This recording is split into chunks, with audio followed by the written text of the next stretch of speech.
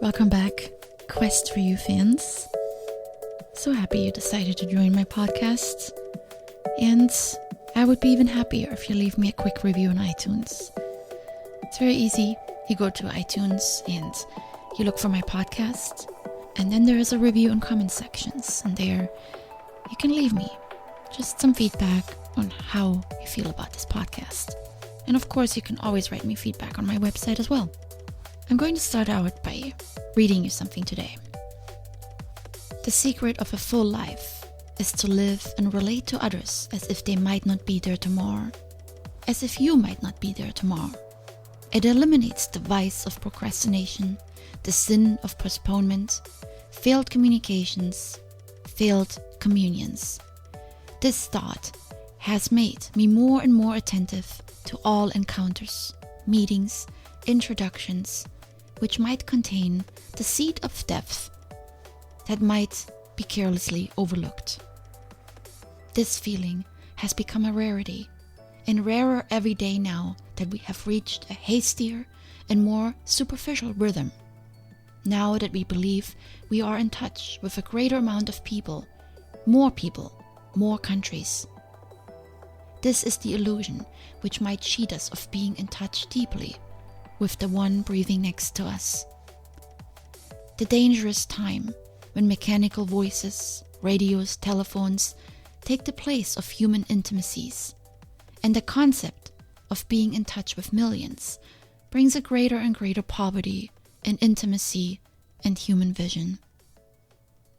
This is from the Diary of Anaïs Nin, Volume 4, 1944 through 1947. What amazing insights on life, pre-internet age, so long ago. Can you imagine? Doesn't this describe exactly what is happening now? We are more concerned about the quality of our connections than about their depth.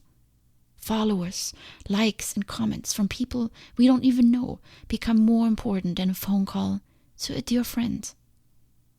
Everywhere I go and peek over people's shoulders, they're all on their devices. Everyone is constantly scrolling through feeds. Nobody calls anyone anymore. People sit alone in restaurants and cafes and do the same. Heads down, looking at their devices. This quote from Diane Ackerman comes to mind when I think about these times today.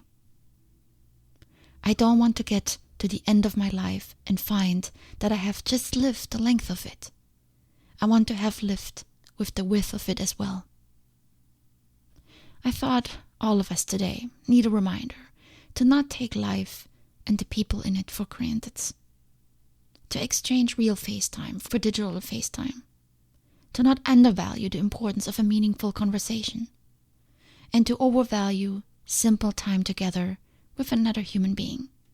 Because it's exactly in those precious moments with other humans that we live the width of life. Would you agree?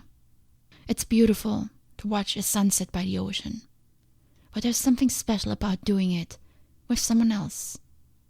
It somehow magically adds richness to our life and the connection with that person. The special moments spent with others are those that remain vivid in my memory. And it doesn't have to be anything spectacular. To this day, for example, I recall a day when I still lived in Texas and I came to visit my best friend here in the Bay Area. We drove up to the wine country and listened to This American Life. It was my first time hearing this podcast, and any podcast for that matter. I recall the episode because we talked about it at length. The conversation, the sights along the way, the things we did that day, everything is still so present for me because it was a special and unique day. What value are hundreds of followers adding to your life? How do they enrich your life, make it memorable, and help you grow as a person? What do we do with all the pictures and blurbs we read and look at every day? Do we even remember them?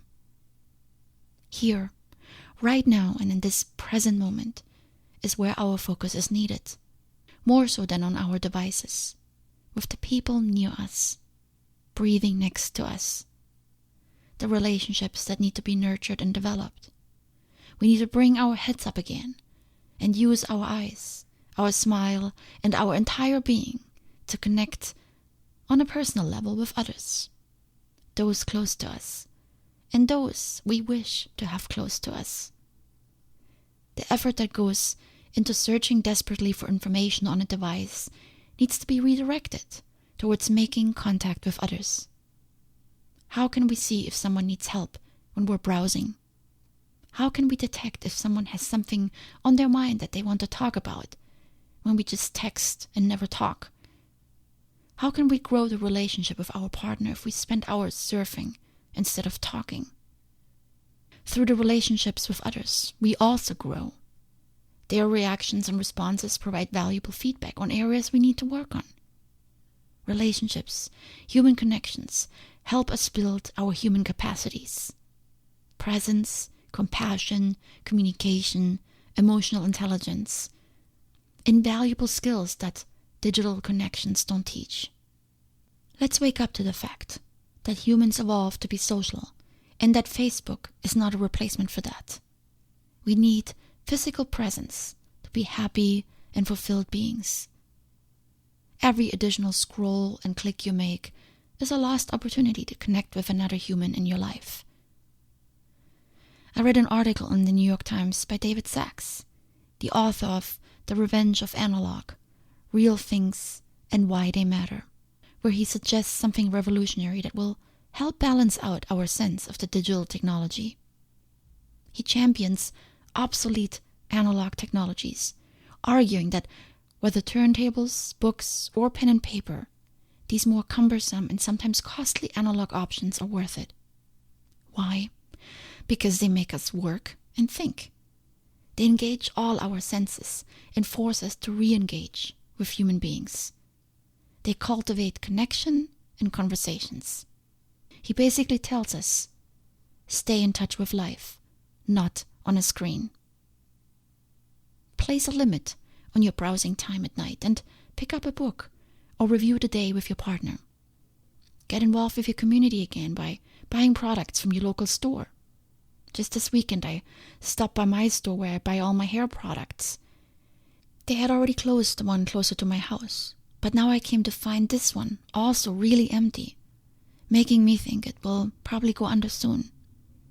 The clerk told me that it's really hard now with Amazon around. It makes me so sad. Yet on the other hand, people always rave about the neighborhood I live in because all of the cute little shops. Yet nobody buys from them. What a tragedy. Having the conversation with the store clerk reminded me of the good old days, where it was an everyday thing to walk into a store, chatting with a clerk, getting some news, and gossip even. Happens rarely these days.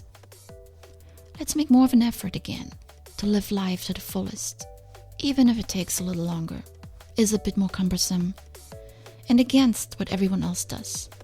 But maybe it adds richness to our life. A smile to our day, a perspective we didn't have before, intimacy and love that we may have never felt. Let's give it a try and stay in touch with all the people that are around us. Much love.